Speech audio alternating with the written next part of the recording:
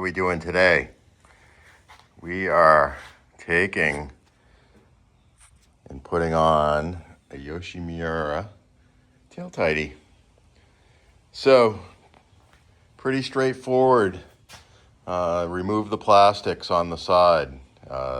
It's 3 8mm bolts on each side. You need the key to remove the black piece on this side, and then the 3 bolts. On the other side is a push pin on that guy right there, the little black side piece. You push the middle out and it pops out, and then the 3 bolts removes that the rest of the way.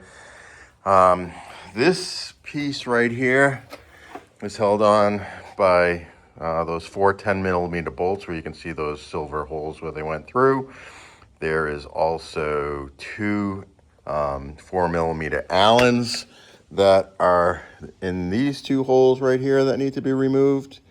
And there's a 5mm Allen that has a 10mm nut on the other side that you need to remove so you can lift up the fender and actually get to remove this plug that routes all the way up to there. And if you look underneath there, you can see it comes through this hole right here and plugs in right there. So we're gonna stop there and take out the kit and see what's next. Okay, I am going to reuse the stock blinkers. So I'm gonna remove the those spacers that kind of go through these holes. So this pops open, and I need to remove these 2 10mm bolts. And let me just tell you something. Those things were torqued to like 100 foot-pounds. They were really difficult to get off, especially with this. All right, let's look at the orientation of these parts. There's 3 things going on here.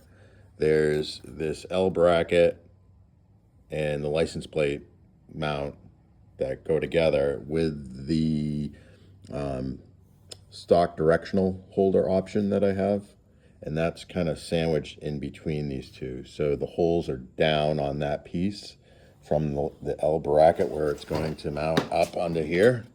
You can see that this color right here is left and this black one is right. So you know which one's plugs back into the harness. You got it all lined up correctly. The rubber plugs that you take off from the stock mount of these blinkers actually come out, and you're just basically mounting that direct in there with no rubber. So let's see. The metal will bend before probably as the directionals break, I guess. No rubber to kind of like pop apart, but you know what, we'll see how it goes.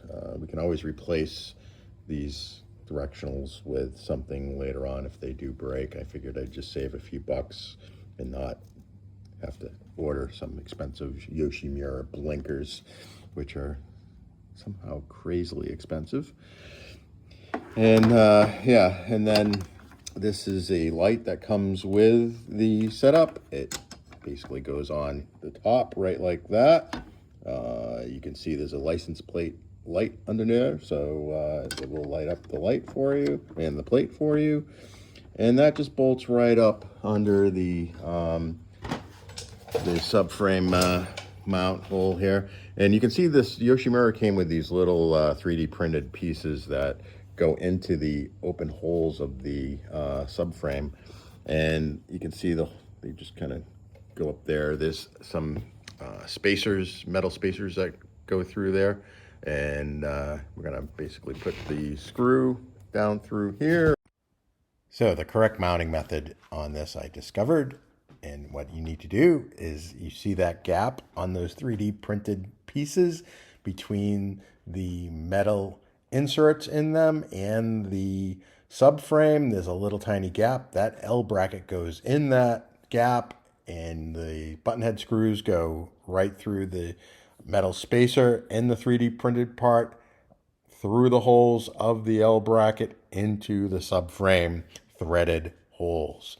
You probably want to add a little Loctite to those. Advise you that if you order something like this with the two holes for the license plate, and it comes with bolts for that, to get a license plate frame to keep the license plate from vibrating itself in half, which I've seen quite a bit on single cylinder dirt bikes.